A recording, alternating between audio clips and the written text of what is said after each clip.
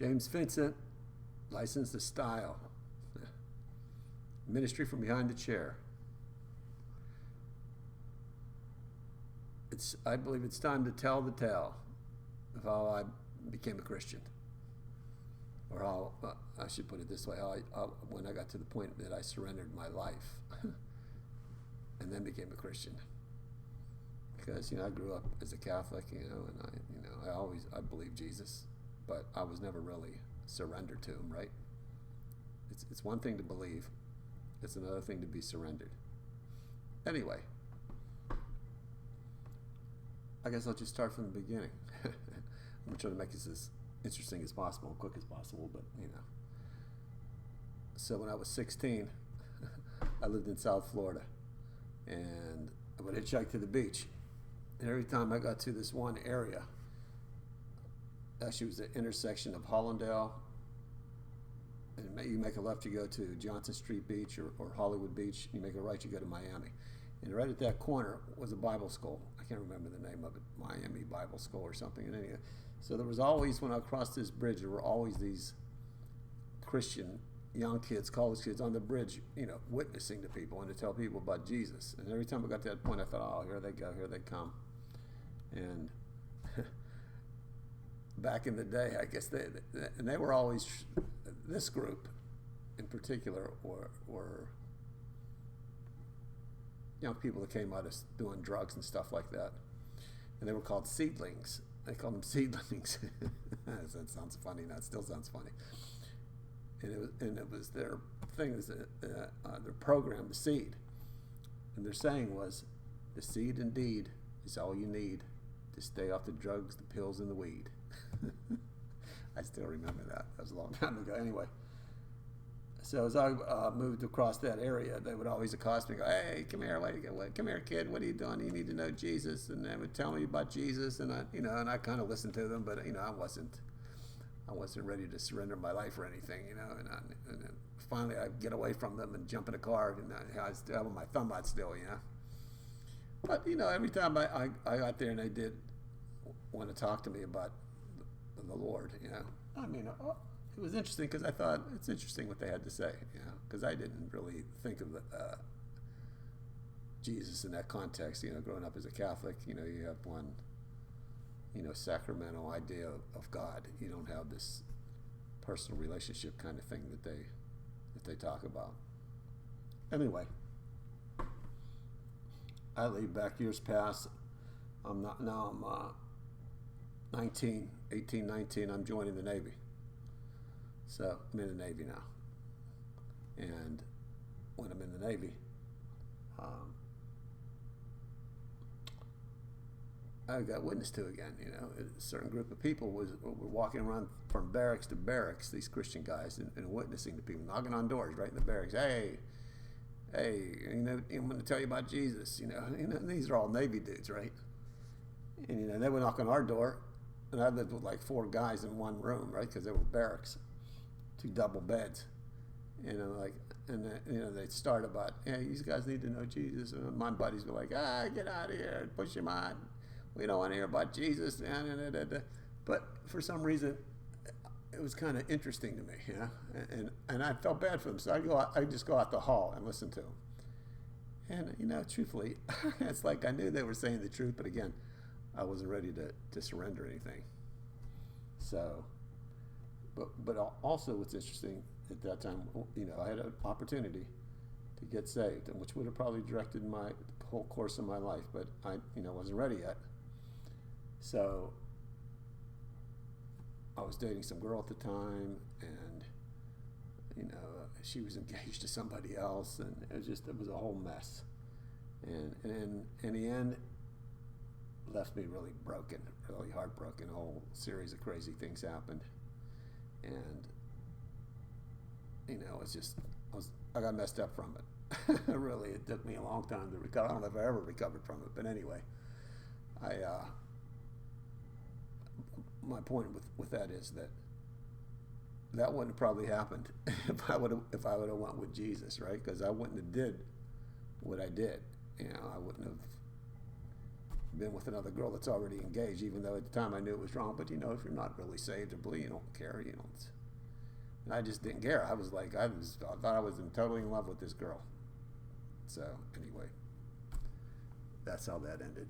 And my point was, that didn't have to happen. It wouldn't have had to happen. Like God was there before, going, why do you have to come this way? The drugs, you don't know what's ahead. So I get out of the Navy,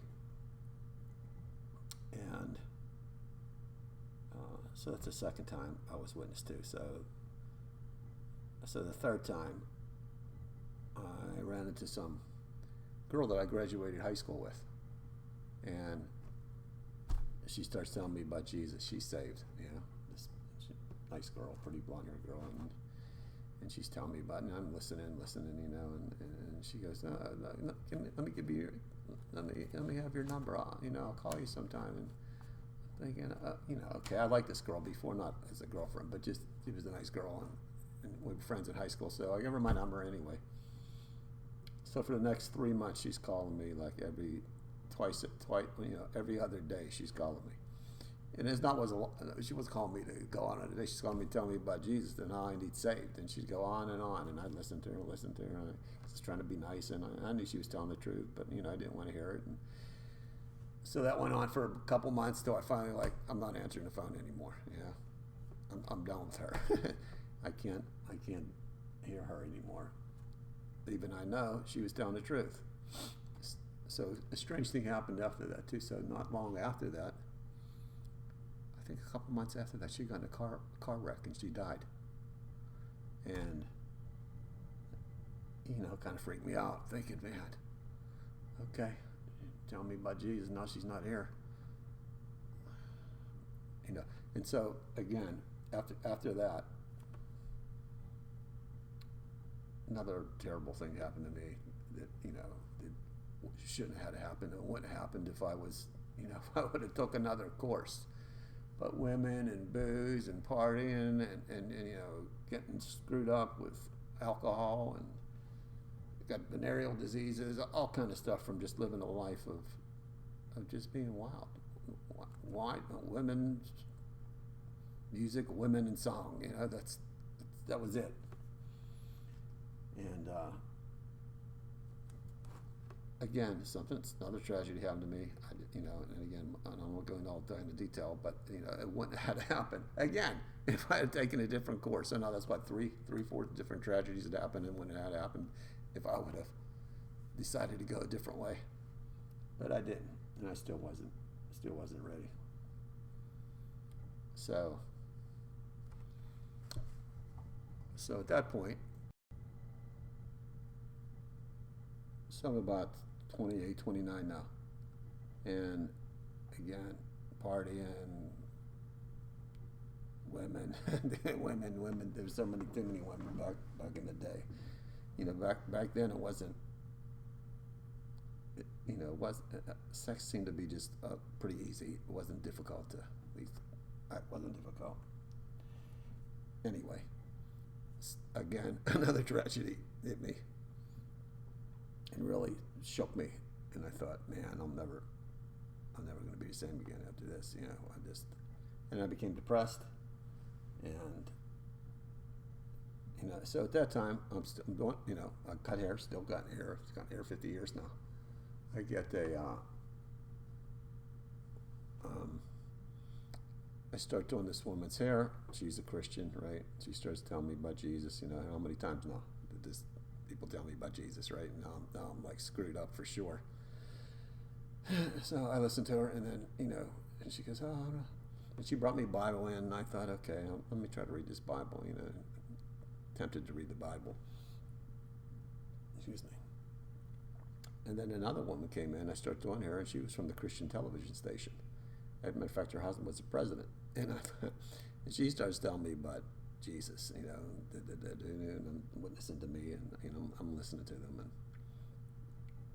and again, I know they're telling the truth, but I just, again, in retrospect, looking back and thinking, how many times do I need slapped around before I wake up, and So there was a television show going on at that time. I was going through the stations, and I seen this Christian television stuff.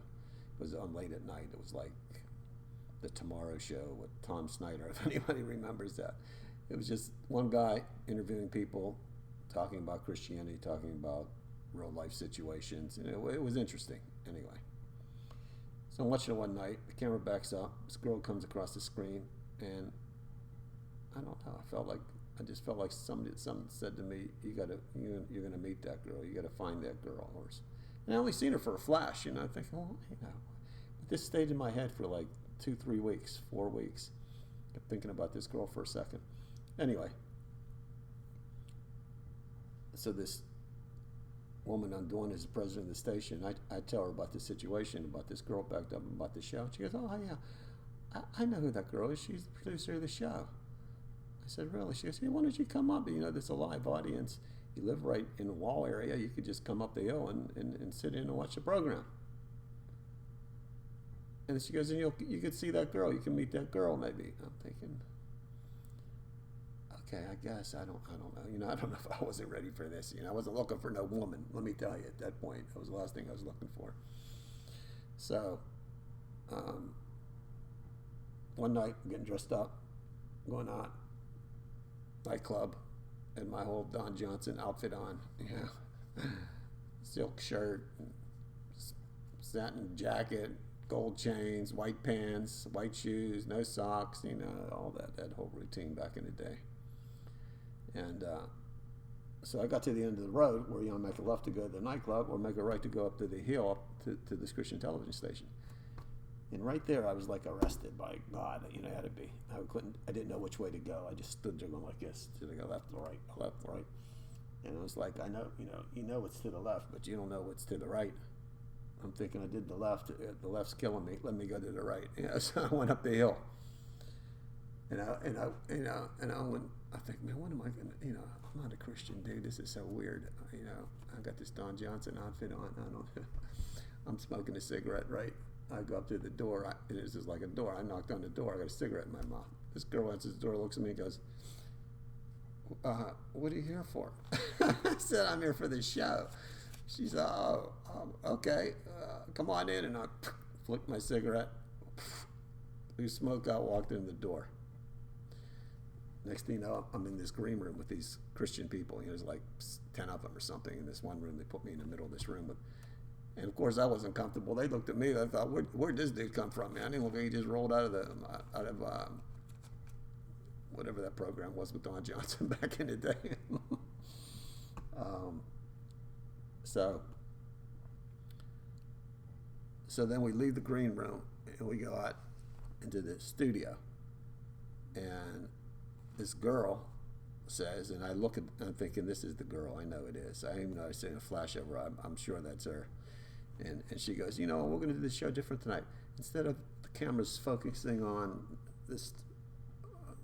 the host, I'm going to have you 10 people sit up at his desk, and he's going to sit in the audience. And when the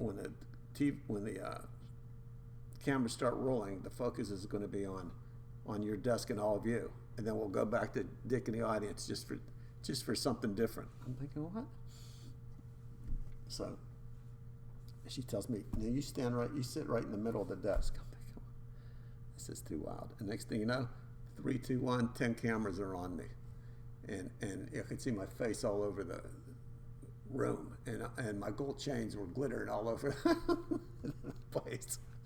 And I thought, oh man, if anybody sees me, it's going to be the end. I'll never hear the end of this, And anyway, so the show starts. We go sit in the audience, and this host goes up and starts the show, and he's talking to different people and this and that. I'm thinking, man, I don't feel comfortable here at all. I got to get out of here.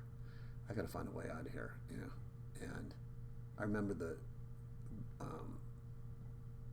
bathroom was by the exit door or the entrance door when I came in. So I thought, you know what? I'm gonna go to the bathroom. And I sat up to start to go to the bathroom, and I was looking, and this producer girl goes, "Well, are you going somewhere?" I said, "Yeah, I have to go to the bathroom." She goes, "Oh, you know where it's at?" I said, "Yeah, I know where it's at. I'll go." She goes, "Oh, okay." And and of course I go to the bathroom, and as soon as I get by the exit, I dove out the door, jumped in my car, and took off down the hill.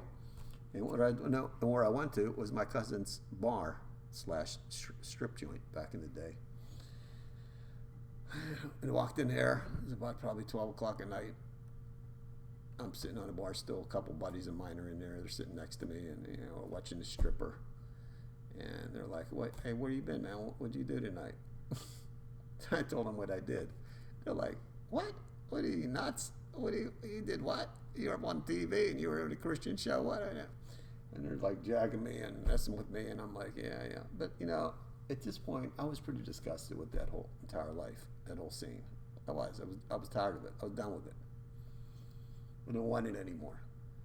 And I'm looking at them, and I'm looking at the stripper, and I thought, you know what? I said, to my buddy, I said, you know what, my man, my boys, I'm done here. I said, what? I said, I'm done. I'm out of here. I said, where are you going? I said, goodbye. Got up off my booth, jumped in my car, and went down the street to where I lived. And never went back. So what happens after this? So then the following 3 weeks, it seems like wherever I go, I see this girl. I'm in a department store, I see her. I'm in a grocery store, I see her. I'm somewhere else. She don't see me, but I see her. I'm thinking, what, this girl's like haunting me everywhere I go. I see her. So what happened again? I was up at the Giant Eagle, and she was coming in. I thought, there she goes. I'm just going to act like I run into her by accident, And I did. I planned it like I'll just walk into her almost, And we go, oh, she goes, oh, hey, yeah. I said, oh, sorry. She goes, hey, wait, aren't you that guy who was at the show? I'm like, yeah, that was me. And she goes, what happened to you? Where'd you go that night? I said, you know what? I didn't really feel comfortable there. I had to leave. She goes, oh, okay. And so we start talking for a couple of seconds. You're not a Christian, are you? I said, no. She goes, I thought, And then we talked for a couple more minutes and this and that. And then she said to me, she gave me her number. She said, you know what? If you ever want to talk about because I had questions about the Bible and stuff. And she goes, if you ever want to talk about the Bible question, here's my number. Call me, and I'll try to answer your questions. I said, oh, okay, that's cool. I went my way, she went her way, and I thought, well, you know what? I never had a Christian friend. This should be interesting. And again, a friend. That's all I was looking at.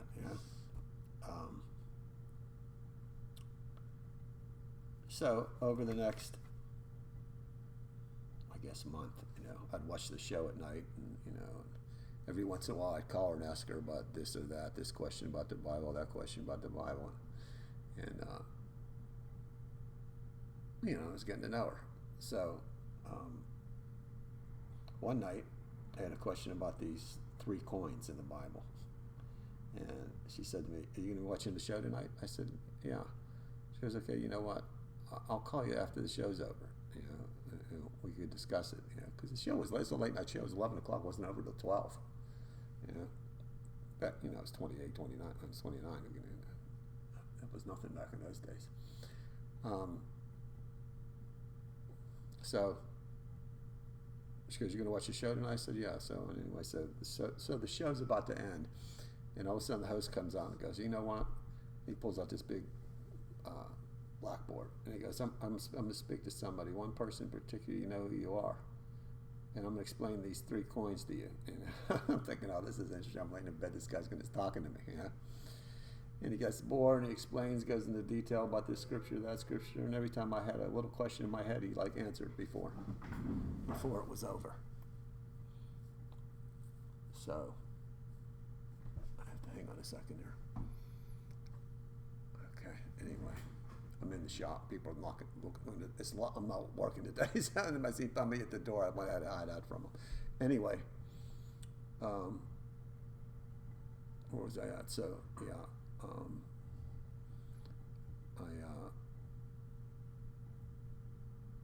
Hang on one second. Okay, yeah, so the show ends.